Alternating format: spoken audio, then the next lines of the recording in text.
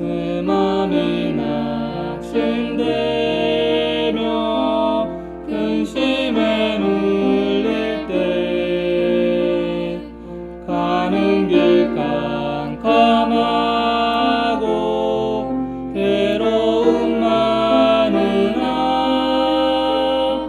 주께서 함께 하사 내 영 편하시고 항상 위로하시며 내 짐을 지시네.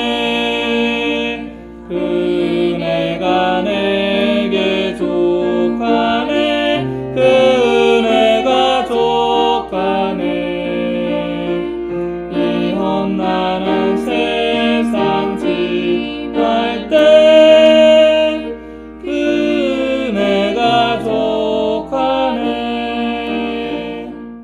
4편 1절 제가 읽겠습니다. 오 내 의의 하나님이여, 내가 부를 때에 내 말을 들으소서. 내가 곤경에 빠졌을 때에 주께서 나를 넓혀 주셨사오니 내게 긍휼을 베푸시고 내 기도를 들으소서. 오 사람의 아들들아, 너희가 어느 때까지 나의 영광을 바꾸어 수치가 되게 하려느냐? 너희가 어느 때까지 헛된 것을 사랑하며 거짓말을 구하려느냐? 셀라. 오직 주께서 자신을 위해 하나님을 따르는 자를 따로 두신 것을 알지어다. 내가 주를 부를 때에 그분께서 들으시리로다. 다 같이 읽겠습니다. 두려움 가운데 서며 죄를 짓지 말지어다. 잠자리에 누워 너희 마음과 이야기하고 잠잠할지어다. 셀라. 아멘. 기도하시겠습니다. 하나님 아버지, 이 시간 주님께서 주시는 그 말씀을 듣는 시간입니다. 주님 또한 전하는 자와 받는 모든 우리 성도님들이 이 말씀에 굴복하게 해주시고 주님의 역사에 굴복하게 해주시길 기도드립니다. 주님 진리를 전하시는 진리의 영께서 저희 마음속 각자에게 계시오니 성령님께서 저희들 그 말씀을 깨달아 알게 하시고 주님 저희들이 어느 길로 가야 주님이 원하시는 그 인생의 길인지 또 이 말씀으로 밝히 알게 도와주시기를 기도드립니다. 주님께 이 시간을 맡깁니다. 예수님의 이름으로 기도드립니다. 아멘. 앉으시겠습니다. 여러분 중에 어린 시절 한번 기억해 보시길 바랍니다. 어린 시절에 내가 골고루 야채 뭐든지 음식 여러분 골고루 먹었다 하시는 분 한번 손 들어 보세요. 예, 어린 시절 그 학교 가기 전에 여러분 다 잘 먹었다. 우리 참 많지는 않네요. 비율상 이제 얼마 안 되는 비율입니다. 음식을 우리 어린 시절에는 잘 골라내죠. 아주 잘 골라냅니다. 아주 민감합니다. 먹기 싫은 특히 야채 이런 것들은 아예 손을 대지 않거나 부모님 몰래 살 숨겨서 안 먹으려고 하는 게 있습니다. 그러면 이제 어머니들은 어떻게 합니까? 음식을 좀 새롭게 만들지요. 이렇게 막 다져가지고 야채가 안 보이게끔 딱 해가지고 이제 전에다가 집어넣든지 기름에다 구워서 이렇게 할 수 있는 뭐 동그랑땡이라든지 이런 걸 만들어서 아이들에게 먹입니다. 또 이제 그 국물 속에 이렇게 완전히 다져서 넣어서 아이들이 그 국을 떠먹을 수 있도록 또 이렇게 식성이 까다로운 우리 그 아이들을 위해서 그렇게 합니다. 자, 식성이 까다로운 건 별로 건강에 좋지 않습니다. 편식은 좋지 않죠. 그런데 하나님이 까다롭게 그렇게 갈라놓고 이렇게 따로 떼어놓는 것이 있어요. 바로 선과 악의 정확한 분리. 선과 악에 대해서는 정확하게 분리하십니다. 왜냐하면 그것이 영적으로 우리를 건강하게 해주기 때문이에요. 하나님은 음식의 차이를 두지 않지만 사람 가운데 영적인 자들과 육적인 자들에 대한 구분을 두시는 엄격한 우리 공의의 하나님이시죠. 자, 오늘 본문 4편 3절에 보시게 되면 그와 같은 말씀이 나옵니다. 오직 주께서 자신을 위해 하나님을 따르는 자를 따로 두신 것을 알지어다 라고 했습니다. 하나님을 따르는 자를 따로 두셨다는 거죠. 그러면 하나님을 따르지 않는 자도 따로 두신 겁니다. 자, 다윗은 이렇게 하나님에 대해서 가르쳤고 이렇게 노래로 가르쳤던 거예요. 자, 거기 하나님을 따르는 자들에 보면 우리 영어 부분에 보면 godly, 우리 목사님을 통해서도 우리 많이 들었습니다. godliness라는 이 단어, 경건한 자를 뜻합니다. 경건한 자. 바로 하나님을 경외하고 하나님에 대한 그런 모든 부분들에 대해서 존중하고 그분을 가장 윗자리에 모시는 그 사람들을 뜻합니다. 자, 그리고 이들을 누구와 구별하십니까? 불법을 저지르는 자들, 불의한 자들과 구분하시는 장면을 우리 지금 묵상하고 계시는 잠언 말씀 중에서 극명하게 차이를 두시고 있는 모습을 우리는 지금 확인하고 있습니다. 자, 따로 두었다라는 단어를 한번 보세요. 따로 두었다, 영어 단어에 따로 두었다. 바로 set apart. 바로 이것은 구별하는 거, 차별을 두는 그런 의미입니다. 바로 의로운 자와 불의한 자는 하나님께서 정하신 그 자리가 다릅니다. 의자가 있다면, 그 의자가 두 개가 있다면 하나님은 같은 사람들을 같은 의자의 그 자리에 두지 않습니다. 반드시 따로 떼어 두시는 분이에요. 자, 그것을 의미하는 것이 바로 이 set apart입니다. 자, 하나님께서 세팅하신 자리가 있으면 우리 시편 1편부터 봤죠? 경건치 않는 자들, 그리고 경건한 자들, 죄인들, 그리고 의인들. 이런 말씀, 이런 두 가지 부류를 하나님 분명하게 갈라놓으십니다. 자, 거기에 대한 자세한 실제적인 예로 우리 지난 2시간 동안 봤던 부자 관계, 바로 다윗과 압살롬의 관계를 통해서 우리는 다윗이 경건한 사람이었고 하나님을 따르는 사람이었지만 반대로 압살롬은 경건치 않은 자, 하나님을 따르지 않고 거부한 자, 불의한 자라는 것을 우리는 확인할 수가 있었습니다. 물론 다윗이든 압살롬이든 다 죄인입니다. 둘 다 죄를 지었고요. 그리고 언제든지 또한 죄를 지을 수 있는 그런 사람들이었습니다. 그러나 그들이 하나님에 대해서 그들이 죄를 범했을 때, 죄를 지을 수 있는 그런 위치에 있을 때 하나님을 어떻게 대하느냐의 차이입니다. 하나님을 어떻게 대하느냐의 차이에서 그들의 인생의 노선이 완전히 달랐죠. 극명하게 갈렸습니다. 하나님께서 마치 자신의 말씀을 보존하신다는 이 진리에 대해서 받아들이는 사람과 다른 성경 봐도 돼라고 하는 사람하고 분명히 갈라놓으셨어요. 비슷한 것 같지만 하나님을 믿고 예수님을 얘기하지만 그들의 노선, 신앙 노선이 과정이 점점 달라지고요. 그 결과도 달라지는 거예요. 다윗과 그의 신하들과 그 백성들에게 두신 자리, 그리고 압살롬과 그를 따르는 신하들과 그 백성들이 있던 그 자리가 달랐습니다. 여러분, 우리 운동회나 체육대회 때 한 번씩 하는 거 있잖아요. 퀴즈, 중간쯤에 하는 그런 거. 퀴즈 중에 OX 퀴즈 있잖아요. OX 퀴즈. O는 이쪽으로, X는 이쪽으로. 다 운동장에 모아놓고 어떤 문장을 얘기하죠. 그 문장이 맞으면 O, 틀리면 X. 자기가 생각하는 곳으로 가세요 하면 착 나눠지잖아요. 그 가운데 왔다 갔다 할 수 없잖아요. 한 곳을 정해야 됩니다. 바로 하나님께서 우리 다양한 사람들이 있는데, 그리고 각자의 삶을 하나님 보시는데, 그럼에도 불구하고 바로 이 OX 문제를 내시는 것처럼 우리의 인생에서 어떤 한 가지를 선택하라고 외치시는 거예요. 자, 사람의 지위와 배경과 모습과 형편에 상관없이 내시는 똑같은 문제가 있다는 거예요. 인생의 문제. 자, 그 시험 문제가 본문에 나옵니다. 우리 4장 1절에 나옵니다. 우리 상반절 다 같이 읽겠습니다. 시작. 오, 내 의의 하나님이여, 내가 부를 때에 내 말을 들으소서. 내가 곤경에 빠졌을 때에. 여기까지 읽겠습니다. 내가 곤경에 빠졌을 때. 자, 하나님께서 우리 인생 사는 동안 물으시는 그 문제, 내가 공경에 빠졌을 때에 너는 어떤 자리에 설 것이냐라고 물어보신 거예요. 이 두 가지 자리 중에 어떤 자리에 설 것이냐. 여러분, 공경은 무엇입니까? 우리가 살다가 만나는 아주 힘든 일입니다. 원치 않는 고난 혹은 계획하지 않은 고통, 예상치 못한 우리 삶의 고난과 고통을 우리는 곤경이라고 부를 수 있습니다. 혹은 내가 예상한 고난이 될 수도 있어요.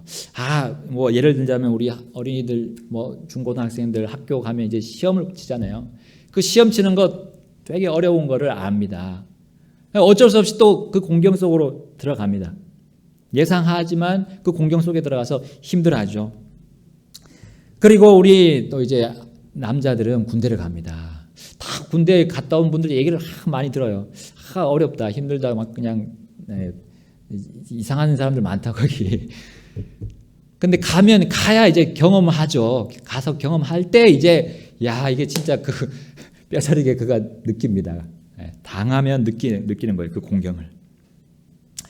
근데요, 우리 교회 안에서 또 공경을 당합니다.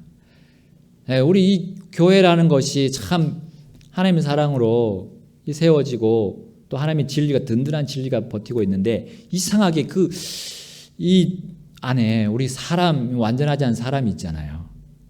그러니까 이 좋은 교회라고 생각하고 또 나는 항상 이 교회 안에 사랑만 받을 것 같다고 생각하지만 공경을 받습니다. 이 사람이 내가 알면 알수록 참 모르는 것들이 나오잖아요. 사람이 죄인이라고 하지만, 성경이 죄인이라고 하지만 그 죄가 어떤 모습으로 오는지, 또 사람이 막 연약하다고 성경에 나오지만 진짜 교회 안에서 그 연약함이 어떤 식으로 나오는지 모르다가 그걸 겪었을 때 힘듭니다. 충격이 상당하죠. 특히 교회 안에서 겪는 공경이. 자, 우리가 나이가 적을수록, 또 나이를 먹어가면서록 경험이 많아지지만, 점점점 나이를 먹으면서 경험이 많아지지만, 결혼하고 뭐 장년이 되고 노년이 되었다 해도 공경이 사라지지 않습니다. 줄어들지 않고 오히려 그 공경이 더 깊어지고 더 커지는 것을 우리는 경험합니다. 자, 이 공경은 다윗과 마찬가지로 인간관계에서 일어나는 것이 대부분입니다. 믿었던 사람, 의지했던 사람, 예상치 못한 그 사람의 발언과 말과 행동으로 상처를 받았을 때 우리는 공경을 당하기도 합니다. 문제는 공경에 빠지면 사람이 어떻게 됩니까? 정리가 안 돼요. 마치 실이 막 이렇게 꼬여가지고 이거 어떻게 풀 수 없을 정도로 꼬였을 때, 줄이 막. 그리고 우리 아기나 어린아이들이 방을 그냥 집기들을 다 바닥에 놔가지고 다 퍼지고 이거 청소하기가 너무 곤란해졌을 때 정신 없잖아요, 부모님들이. 자, 그런 것 같이 멘탈이 붕괴되는 거예요. 이 공경이 왔을 때, 공경에 빠졌을 때. 너무 힘들어서요, 이제 내가 어떻게 해야 될지 도무지 묘안이 떨어지지도 않고 해결할 방법이 또 전혀 생각이 나지 않는 그 상태가 공경에 빠진 상태입니다. 다윗도 그랬습니다. 다윗도 얼마나 많은 공경에 빠졌습니까? 여러분, 여기 4장 1절의 중반절, 4편 1절의 중반절에 보면 내가 공경에 빠졌을 때에 주께서 나를 넓혀주셨다 했습니다. 넓혀주셨다. 공경에 빠졌을 때 넓은 시야가 되지 않은 거예요. 넓어짐의 반대는 좁아지는 거죠. 공경에 빠지면 시야가 좁아집니다. 내 몸뿐만 아니라 내 정신과, 그리고 우리가 영적인 그런 시야도 좁아지는 거예요. 우리 학창시절 여러분 돌아보면 이 야외 운동장에서 조회를 많이 했었어요. 옛날에 뭐 체육관이 없으니까 요즘같이. 그러면 영양실조가 많았어요. 그때. 그러니까 영양이 부족한 애들은 이렇게 흘림들다가 넘어집니다. 그때 어떻게 됩니까? 그 과정이 어떻습니까? 점점점 시야가 이렇게 쫙 줄어들어요. 시야가 우리 이렇게 많이 볼 수 있잖아요. 근데 이것이 가로부터 해서 마치 흑백TV, 여러분 흑백TV 보면 방송 안 나올 때 옛날에 칙 하는 거 있잖아요. 소리 나오면서 흑백이 막 이렇게 하는 게 그것처럼 이렇게 눈이 작아져요. 눈 시야가 좁아져요. 그러면서 속이 메스꺼워지면서 쓰러집니다. 제가 한번 중학교 때인가 그랬어요. 그리고 예전에 또 그 몸에 쇼크가 왔을 때도 그런 증상이 벌어집니다. 그래서 제가 옛날에 이 중공업에 들어가서 이렇게 선을 당겼어요. 굵은 선을 당기다가 허리가 갑자기 딱 이렇게 충격이 온 거예요. 허리 이제 삐끗한 거죠. 내려갔는데 작업장에서 밑으로 내려갔는데 가만히 있었는데 한 5분쯤 되더니만 시야가 이렇게 줄어들면서 메스꺼워지고 이게 막 넘어지는 거예요. 그래서 막 그 반장님한테 반장님 제가 이게 뭐 말을 제가 했는지 기억도 안 날 정도로 하는데 반장님이 야 너 누워 있어 막 그러더라고요. 바로 탁 누웠죠. 누우니까 이렇게 다시 시야가 쫙 펴지면서 원상태로 돌아오더라고요. 누워 있어야 되는데 그 충격 받았을 때 하여간 그렇게 우리의 영적인 그리고 우리의 정신적으로 그와 같이 시야가 좁아져서 뭘 어떻게 해야 될지 모르는 상황. 그것이 바로 공경이고요. 이제 마음이 무너집니다. 마음이 넘어져요. 우리 그걸 두 자로 줄여서 말하죠. 낙심. 그 상태가 낙심이에요. 공경에 빠져서 마음도 완전히 낮아지고 엎어지고 삶의 의지가 다 꺾인 상태, 낙심한 상태입니다. 바로 다윗이 이런 그의 인생에서 공경에 처할 때가 너무나 많았습니다. 죄를 짓지 않았는데도 불구하고 사울에게 약 10여 년을 쫓겨다녔죠. 도망할 그 초기에는 블레셋에 들어갔어요. 블레셋에 어쩔 수 없이 블레셋에 들어갔는데 골리앗을 쳐 죽인 저 다윗 하면서 그 사람들이 블레셋 사람들이 알아보는 거 아닙니까? 이제 죽을 위기에 처해 있었는데 겨우겨우 빠져나왔습니다. 미친 척 해가지고. 그렇다고 도망할 때 다윗을 지지했던 그 다윗을 따르던 자들로부터는 공경이 없었나요? 웬걸요. 거기서도 공경이 있었어요. 바로 사울을 소리 없이 죽일 수 있는 그 기회가 2번이나 있었잖아요. 그때마다 그 측근의 대장들이 뭐라고 했습니까? 다윗이여, 제가 가서 단칼에 죽이겠습니다. 쳐 죽이겠습니다.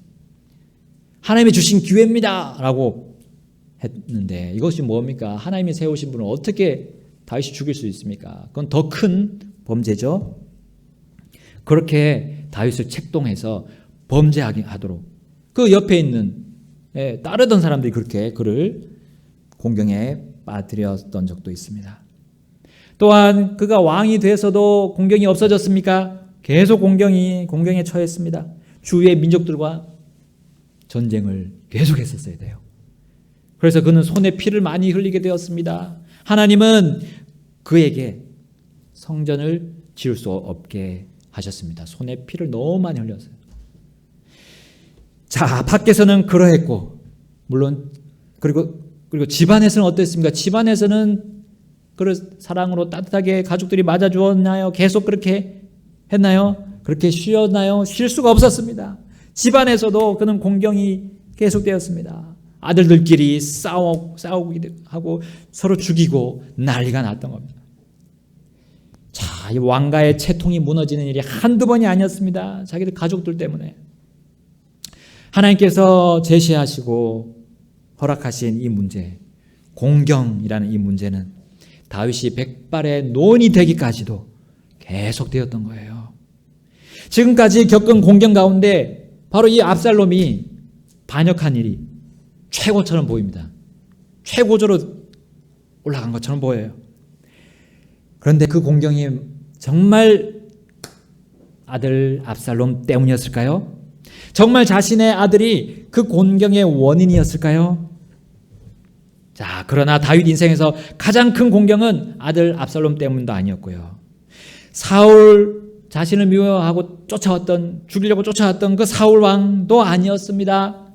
그때도 아니었어요. 그가 가장 큰 공경을 당했을 때는 바로 다윗 자신이 죄를 지었을 때였습니다. 다윗 자신이 죄를 지었을 때 그가 받을 공경이 예약이 된 거예요.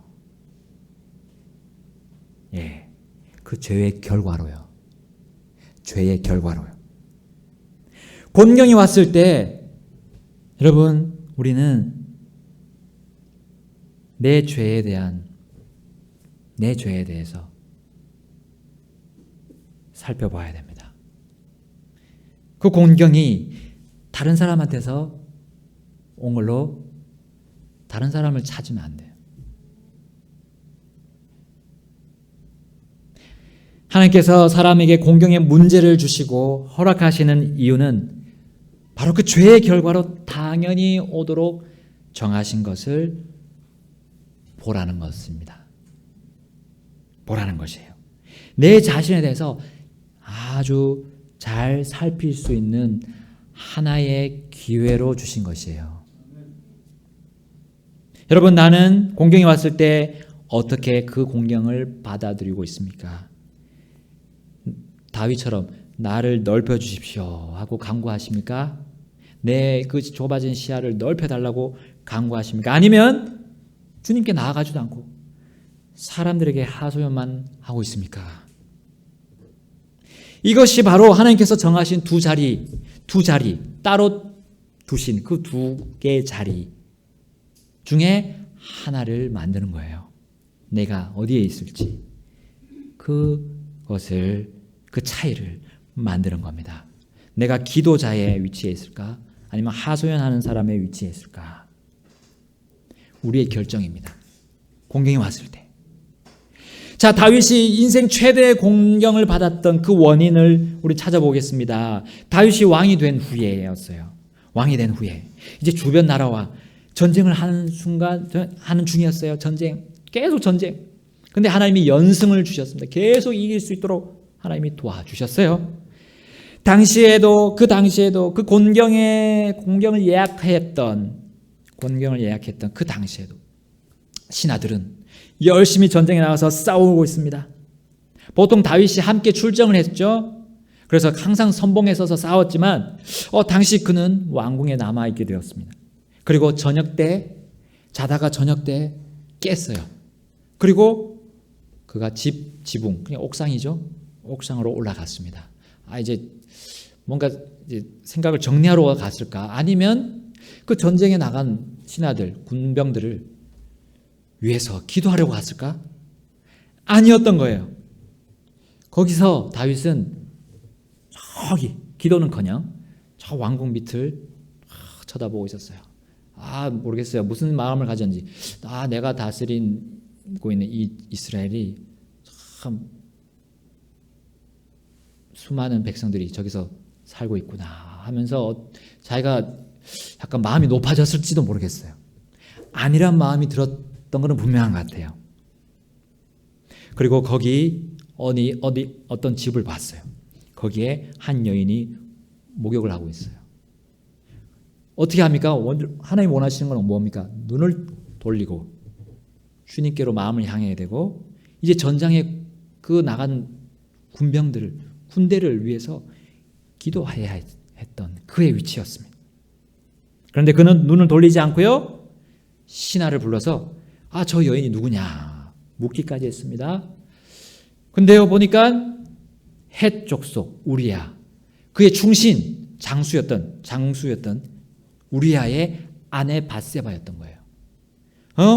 남편이 있는 아내 여인이네 했으면 거기서 멈춰야죠.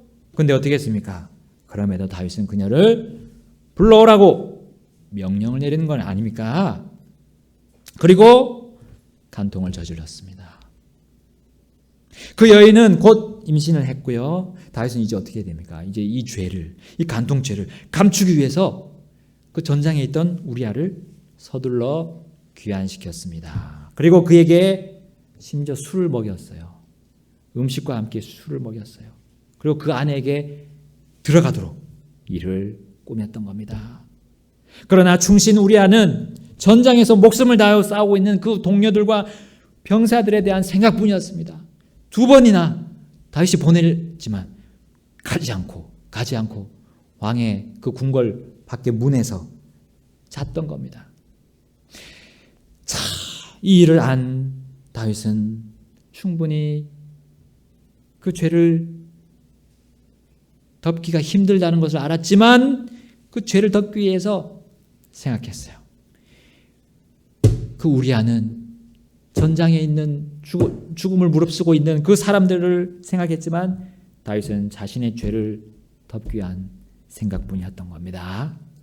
그래서 그 충신을 다시 전장으로 보내되 대장 요압에게 밀서를 씁니다. 자, 그 밀서의 내용, 그 편지의 내용이 뭡니까? 우리아를 적군들 중에 가장 강력한, 가장 치열한 그 전장, 그를 배치해라 라고 명령했던 거예요. 그리고 우리아는 선봉에 서서 가다가 활에 맞아서 즉사했습니다. 전사하고 말았어요. 이 소식을 들은 다윗은 자신의 지위로 그 자신의 죄를 싹 다 덮으려 했습니다. 다윗은 우리아의 전사 소식을 듣고는 밧세바를 바로 밧세바가 이제 자신의 남편을 위해 애곡한 그 기간이 끝나고 나서 바로 왕궁으로 데려와서 자기 아내로 삼아버렸습니다. 하나님께서 다윗이 한 이 일을 기뻐하셨겠습니까? 그 악하고 은밀한 계획, 그 죄를 하나님께서 가만두셨겠습니까? 하나님은 나단 대언자를 다윗에게 보내셨습니다. 그리고 이렇게 말씀하셨죠. 사무엘하 12장 9절. 제가 먼저 읽겠습니다. 어찌하여 내가 주의 명령을 업신여기고 그의 눈앞에서 악을 행하였느냐? 내가 칼로 해쪽 속 우리아를 죽이고 그의 아내를 빼앗아 내 아내로 삼으며 암몬 자손의 칼로 그를 죽였느니라. 내가 나를 업신여기고 해쪽 속 우리아의 아내를 빼앗아 내 아내로 삼았은즉 이제 그런 까닭에 칼이 내 집에서 결코 떠나지 아니하리라. 11절. 주가 이같이 말하노라. 보라, 내가 내 집에서 너를 대적하는 재앙을 일으키고 내가 내 아내들을 내 눈앞에서 가져다가 내 이웃에게 주리니 이 해가 보는 데서 그가 내 아내들과 함께 누리라. 12절 읽겠습니다. 시작. 너는 그 일을 은밀히 행하였으나 나는 온 이스라엘 앞에서 해 앞에서 이 일을 행하리라 하매 다윗이 나단에게 이르되 내가 주께 죄를 지었노라 하거늘 나단이 다윗에게 이르되 주께서도 왕의 죄를 치우셨으므로 왕이 죽지 아니하리이다. 그러나 이 행동으로 인하여 왕이 주의 원수들에게 신성모독에 큰 기회를 주었으니 왕에게 태어난 아이 또한 반드시 죽으리라 하니라. 아멘. 여러분, 죄를 깨닫게 하실 때 그 즉시 자기 잘못을 회개하면 하나님은 동이 서에서 먼 것 같이 그 죄를 멀리 옮기십니다. 자기 죄를 용서해달라고 빈다면 더럽혀진 그 양심, 인두로 지진 양심, 그 양심을 깨끗하게 하시고 맑은 양심으로 완전히 새롭게 그 마음을 깨끗하게 해주십니다. 사람은 이해할 수 없지만 하나님은 그렇게 약속하셨어요. 그러나 이것도 정하셨습니다. 바로 죄에 대한 결과와 대가는 반드시 치러야 한다라는 거예요. 다윗의 간통죄와 살인죄, 그것의 첫 번째 대가는 무엇이었습니까? 바로 밧세바가 임신하고 있던 그 다윗의 아들이 죽는 것이었어요. 그 아들의 죽음입니다.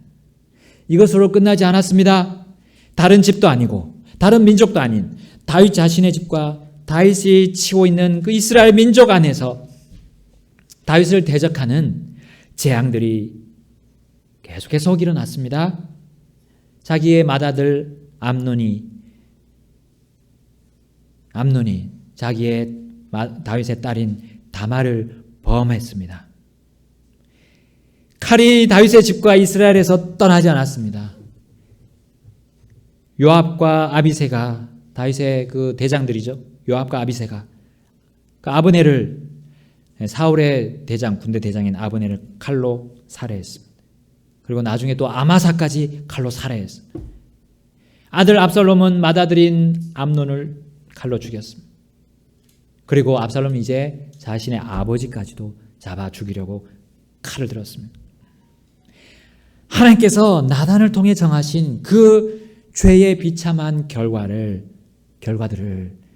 다윗은 다 경험하면서 곤경에 처했던 겁니다. 그 마지막으로 하나님이 내리시고자 했던 그 죄의 결과, 사무엘하 16장 20절에 나옵니다. 압살롬이 아히도벨에게 이르되 우리가 어떻게 해야 할지 너희 가운데서 조언을 내라 하니, 사무엘하 16장 21절, 아히도벨이 압살롬에게 이르되 왕의 아버지가 집을 지키도록 남겨둔 그의 첩들에게로 들어가소서.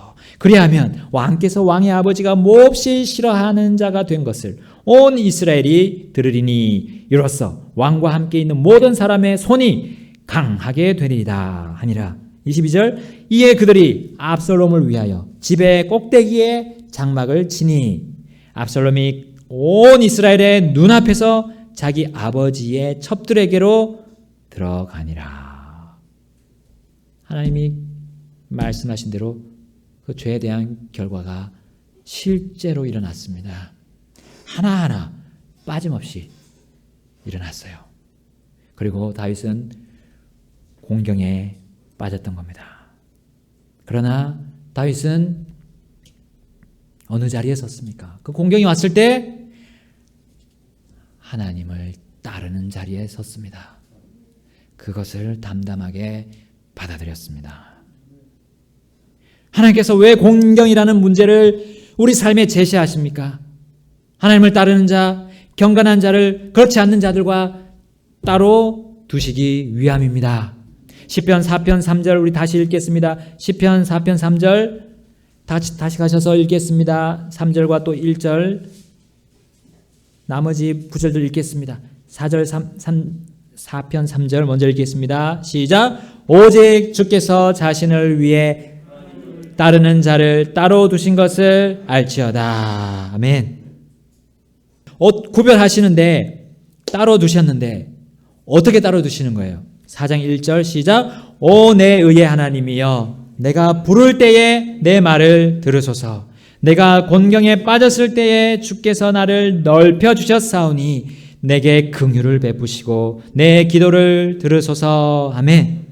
4절 하반절에도 내가 주를 부를 때에 그분께서 들으시리로다. 어떻게 해서 들으실 수 있어요? 내가 하나님의 따르는 그 자리에 서 있기 때문에 하나님은 내 기도를 100% 들어주십니다. 오직 주님께 여쭙고 구하되 내 자신이 지은 죄가 있는지 없는지 주님은 보게 하시는 겁니다. 보게 하십니다. 그래서 나를 넓혀 주시옵소서. 내 눈을 넓혀 주시옵소서. 내 영의 눈을 넓혀 주셔서 내가 정말 잘못한 일이 없는지 보게 해 주십시오라고 우리는 바른 간구를 주님께 드릴 때 주님은 우리 눈을 넓혀 주셔서 내가 정말 다 까먹고 있었던 옛날에 잘못한 것들 하나님 기억나게 해주시는 거예요. 아, 그때 내가 잘못해서 하나님이 지금 이렇게 공경에 빠지게 하셨구나. 그걸 알면 어떻게 됩니까? 이제 문제 끝났습니다. 해결됐어요. 그때 내가 주님께 용서를 구했고 회개한 거면 우린 정말 편합니다. 그것을 알게 될 때. 그런데 그때 내가 회개를 안 했다 그러면 지금 하면 되는 거예요. 지금 하나님이 가르쳐 줬을 때. 내가 잊어버렸을 때. 이런 사람 아닙니까? 사람은 잊어버릴 수 있잖아요. 그리고 그 죄가 뭐 별거 아니라고 생각할 수도 있었잖아요. 그러나 공경을 처했을 때 내가 주님께 나를 넓혀달라고 기도할 때 하나님은 보여주실 것입니다. 왜냐하면 내 마음의 동기가 하나님을 따르고자 하는 동기이기 때문에 하나님을 따르게. 하나님이 나에게 가르쳐 주시면 나는 그냥 그걸 받아들이겠습니다 하고 주님 앞으로 가는 게 바른 기도 아닙니까? 여러분, 곤경을 통해서 나 자신을 똑똑히 보라는 거예요. 다른 사람이 아니라 다른 사람의 그 잘못된 걸 관찰하고 분석하고 연구하는 게 아니라 나 자신을 분석하고 관찰하고 연구하라고 주시는 기회라는 거예요. 그 곤경, 그 문제, 하나님이 내주시는 그 시험 문제가 곤경이라는 것이에요. 정리하겠습니다. 우린 다윗처럼 공경에 처할 때 바르게 처신해서 하나님을 따르는 자를 따로 두신 그 자리에 내가 앉아야 되겠습니다. 실제 그렇게 하고 있는 사람의 그 실제 삶이 어떠합니까? 주님께 자신의 눈을 넓혀달라고 하고 자기의 죄를 찾게 될 것입니다. 그 곤경의 원인을 다른 사람에게 찾지 않고요, 다른 사람이 죄 지은 그 대가를 내가 받고 있다고 말하지 않습니다. 차라리 그것보다는 내가 과거에 지은 것 때문에 내가 지금 공경에 처한 것이다라고 그냥 그렇게 단언하는 게 차라리 나아요. 왜냐하면요, 그래야 하나님의 그 특가법에, 특정 범죄 가중처벌법, 특가법, 죄를 짓고 그 모르고 또 죄를 지으면 그가 받아야 될 죄의 대가가 늘어나는 겁니다. 형벌이 늘어나는 거예요. 차라리 그냥 남 탓하지 않고 책임을 다른 사람에게 돌리지 않고 나에게 돌리는 것이 더 낫다, 훨씬 더 낫다는 거예요. 여러분, 악한 마귀와 이 세상 망하는 그 삶의 방식, 이 세상의 방식이 뭡니까? 남 탓하는 거 아닙니까? 남 탓. 남에게 자꾸 책임을 전가하는 거 아닙니까? 우리 아담과 이브가 처음에 다 그렇게 했잖아요. 자기가 죄가 드러나니까 저 뱀이 했다고, 저 남편이 했다고, 저 아내가 했다고, 그렇게 하는 그런 어리석음에 우리는 동참하지 말아야 되겠습니다. 어떤 공경이 오든, 나는 지금 어떤 공경이 오고 있습니까? 그 어떤 공경이든 그것은 잠잠하고, 일단 입을 닫고 잠잠하고 내 마음과 이야기하라는 거예요. 그 4편 4절 보겠습니다. 마지막 4편 4절 읽겠습니다. 시작. 두려움 가운데 서며 죄를 짓지 말지어다. 잠자리에 누워 너희 마음과 이야기하고 잠잠할지어다. 셀라. 아멘. 어디에 서라고요? 두려움 가운데 서라 했습니다. 뭐 때문에 두려움 가운데서요? 하나님께서 내가 계속 죄를 범하는 것에 대해서 간과하지 않으신다는 거예요. 하나님을 두려워하는 그 자리에 서라. 그 자리가 바로 하나님을 따르는 자를 위해 따로 두신 의인의 자리입니다. 그리고 잠자리에 누웠을 때 조용한 그 시간에 내 마음과 이야기하라는 거예요. 내 마음에 누가 계시기 때문에 성령님께서 내주하시잖아요. 영원히 믿는 자 안에 계십니다. 살아 계신 거예요. 그 마음에 성령님과 함께, 우리 주님과 함께 이야기하면 왜 가만히 있으시겠습니까? 우리 주님이 다 알려주실 겁니다. 왜 공경이 왔는지. 하나님은 대단한 분이십니다. 놀라운 분이세요. 위대한 분이십니다. 이 세상을 보십시오. 이 세상을 보십시오. 얼마나 넓습니까? 사람은 위로도 잴 수 없어요. 하늘 위로도 잴 수 없어요. 그리고 땅 아래도 잴 수 없어요. 너비도 사실은 잴 수 없습니다. 너비도 잴 수 없어요. 근데 사람들은 너무나 교만함. 그런 교만한 사람들의 세상에서 우리는 살고 있습니다. 근데 하나님은 매우 단순하십니다. 복잡하지 않으십니다. 내게 오라고 부르십니다. 우리 다 같이 기도하시겠습니다. 내 소망 사라지고 친구 날 버리며 싸움이 맹렬하여 두려워 떨 때도 주 내게 속삭이네 두려워 말아라 평화와